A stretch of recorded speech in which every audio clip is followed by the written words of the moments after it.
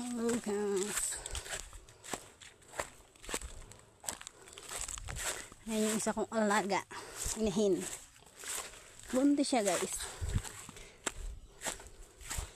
Dalawang buwan na ang nasa tiyan niya. Ayan yung ang isang alaga. Ayan. Katali lang siya. Pinalian lang para hindi maselan pag nasa kulungan kasi maselan mga biik.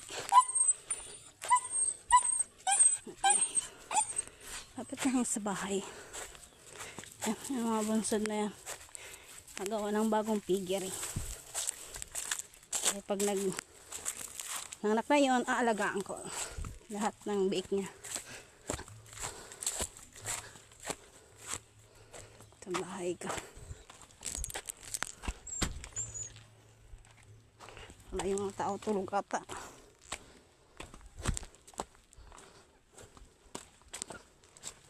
Guys, alaga ng aking mister. Kanyang mga manok-manok.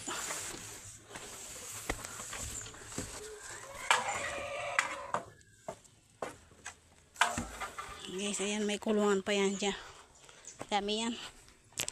Mga manok. Ayan guys. Bahay. Ayan pala yung isa. Magbabasa. Ito teacher. O yan sa mga estudyante. Ginawa niya palang estudyante yung mga unan.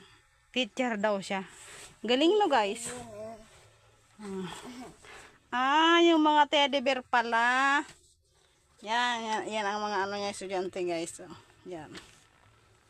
Ang ginawa niya yung estudyante. Yan ang teacher nila.